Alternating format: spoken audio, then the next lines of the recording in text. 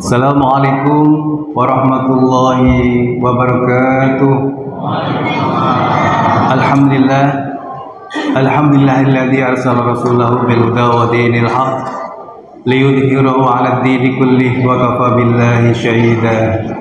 Asyhadu an la ilaha illallah wahdahu la syarika lah wa asyhadu anna Muhammadan 'abduhu wa rasuluh.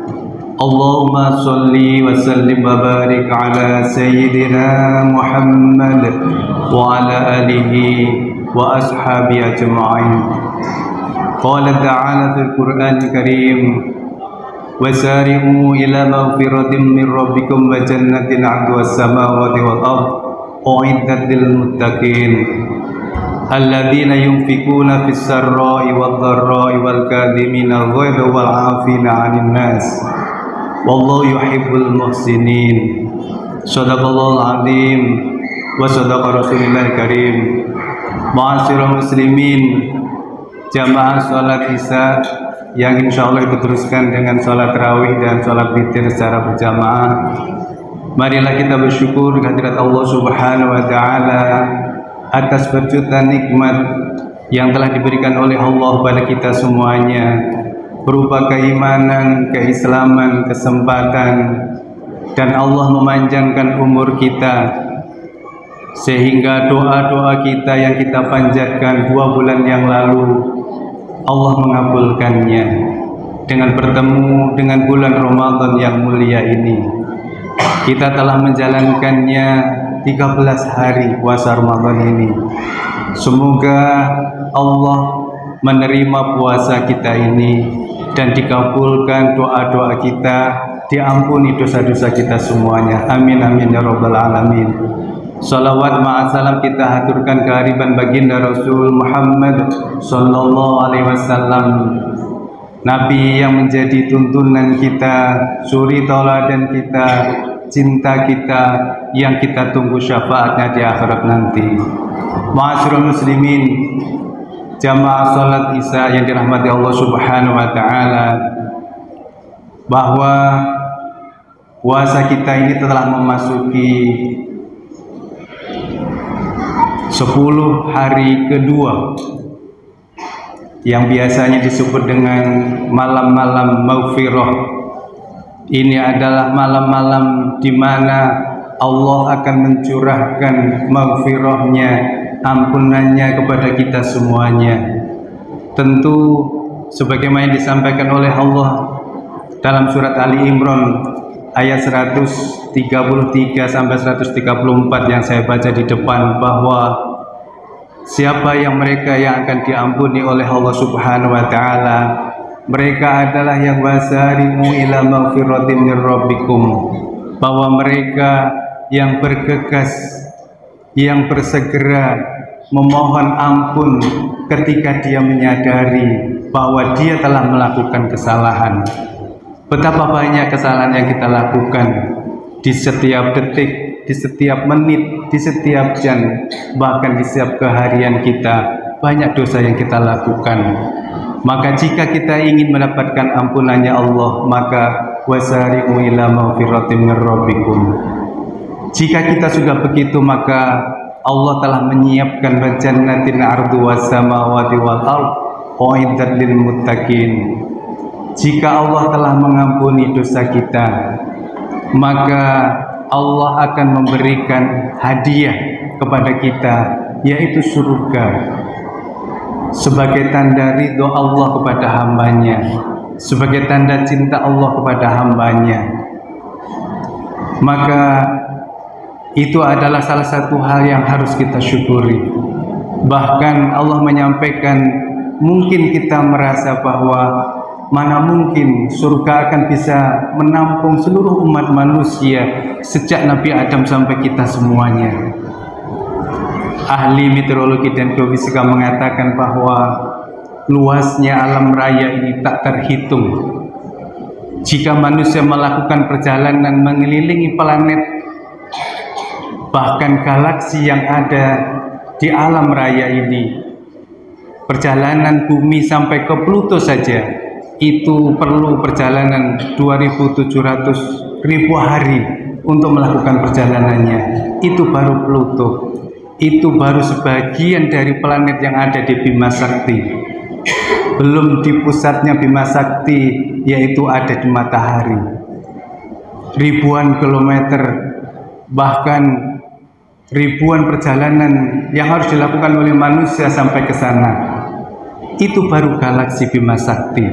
Padahal di alam raya ini ada 2000 triliun galaksi yang ada di alam raya ini. Sehingga tidak usah khawatir kalau kita tidak akan mendapatkan surganya Allah Subhanahu wa Ta'ala yang luasnya luar biasa. Tetapi Allah juga menyampaikan bahwa karakteristik orang-orang yang nanti calon penghuni surganya Allah Subhanahu wa Ta'ala, sebagaimana ayat selanjutnya, bahwa mereka yang akan memasuki surganya Allah Subhanahu wa Ta'ala itu adalah alladzina yunfikuna fis sarra'i wad dharra wal kadhiminal ghaidha wal 'afina 'anil nas. Bahwa calon penghuni surganya Allah Subhanahu wa Ta'ala itu adalah mereka yang yunfikuna fis sarra'i wad dharra, mereka yang membelanjakan hartanya di jalan Allah dalam posisi lapang maupun sempit. Ini sudah diberikan contoh oleh baginda Rasul Muhammad SAW. Rasulullah sebagai seorang remaja, pekerja keras, pengusaha sejak dari muda sampai beliau kemudian menikah dengan Sayyidatul Khadijatul Kubra, seorang pengusaha yang luar biasa. Beliau menjadi seorang miliarder di Arab, di Timur Tengah yang luar biasa. Apa yang dilakukan Rasulullah ketika beliau kemudian menguasai harta bersama istrinya? Maka hampir seluruh kekayaannya diinvestasikan untuk dakwah dan kemajuan Islam pada saat itu. Hampir seluruh hartanya baginda Rasul bersama istrinya diinfakkan, diwakafkan di jalan Allah Subhanahu wa Ta'ala. Bahkan ketika beliau kemudian dalam posisi yang sudah tidak punya apa-apa, suatu hari ada seorang pengemis datang kepadanya, "Ya Rasulullah, aku minta bajumu." Maka kemudian Rasulullah melepas bajunya dan kemudian memberikannya kepada orang miskin ini. Maka orang miskin ini kemudian membawa bajunya Rasulullah itu ke pasar dan kemudian mengumumkan kepada semua yang ada di pasar itu, "Wahai umat manusia, pecinta Rasulullah semuanya, tahukah kamu ini baju siapa? Ini adalah baju baginda Rasul Muhammad SAW. Siapa yang mau membelinya, mulai hari ini aku lelang, mulai dari 100 dinar. Maka kemudian silahkan kalian menawarnya." Maka kemudian sampai pada tingkat yang tertinggi, maka baju itu kemudian dibeli dengan 1000 dinar. Maka ketika baju itu dibeli oleh seseorang penguasa yang ada pada saat itu, baju itu kemudian dimasukkan ke dalam air, dan air itu dipakai untuk mengusap wajahnya, terutama matanya. Ternyata penguasa ini adalah matanya buta. Maka sejak saat itu kemudian matanya kemudian sembuh dan bisa melihat kembali. Maka kemudian dia mengatakan kepada pembantunya, "Mulai hari ini kamu bebas, kamu sudah tidak menjadi budak lagi, dan antarkan aku ke rumah baginda Rasul Muhammad SAW. Aku akan bersyahadat kepadanya dan mengembalikan bajunya Rasulullah yang aku cintai ini."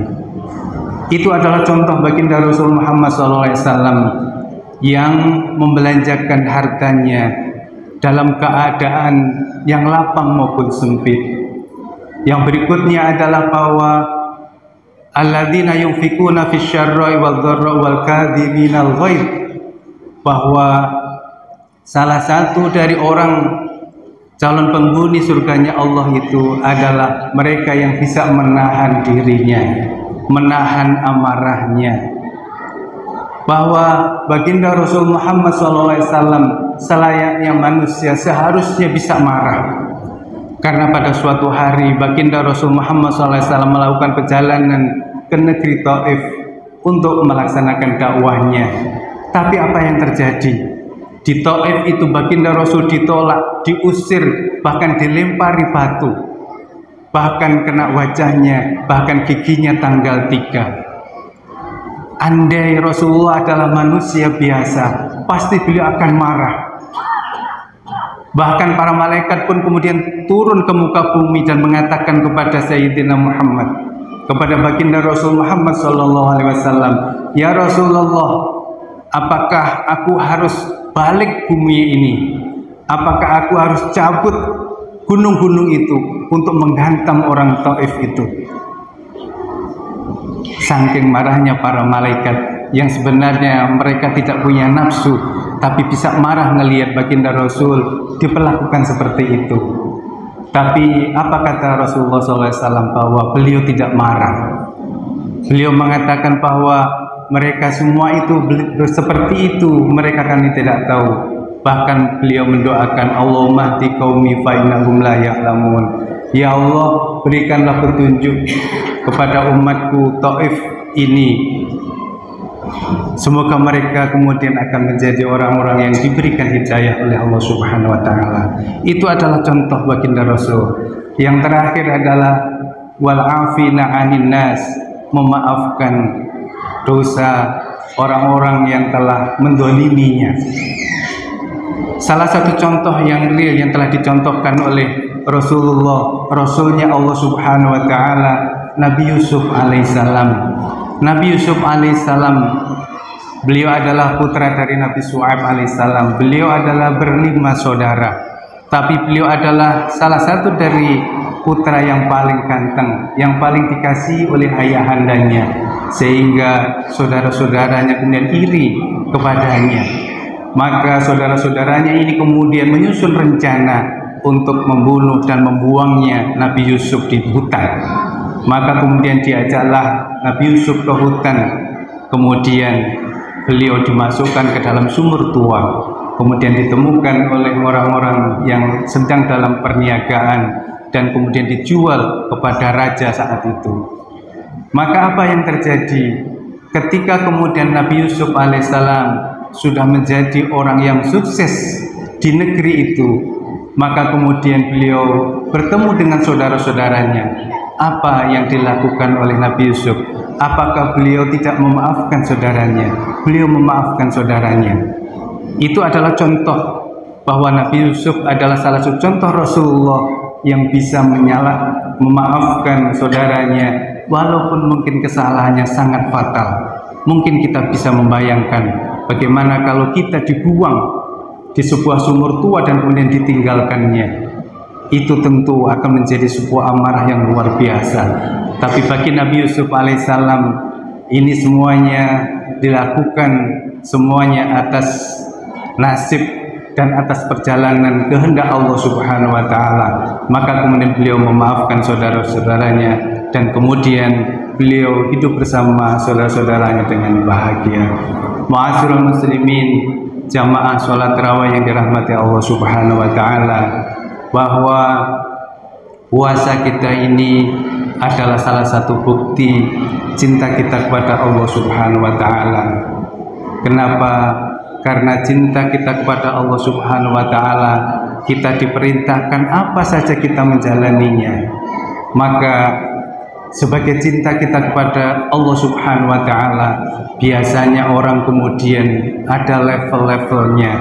Cinta itu ada level pertama, bahwa puasa kita ini, jika puasa kita hanya menahan diri kita dari lapar, haus, dan seks semata, maka itu adalah cinta level 1. Jika kita bukan hanya menahan diri dari haus, lapar, dan seks, tetapi juga bagaimana kita menahan diri dari seluruh anggota tubuh kita ini agar tidak bermaksiat kepada Allah Subhanahu wa Ta'ala, maka itu cinta kita kepada Allah naik ke level kedua. Jika kita ingin sampai pada level yang tertinggi, maka puasa kita ini tidak hanya menahan diri dari lapar, dari dahaga, dari seks, dari dosa seluruh anggota tubuh kita, dan kita hanya ingat Allah semata.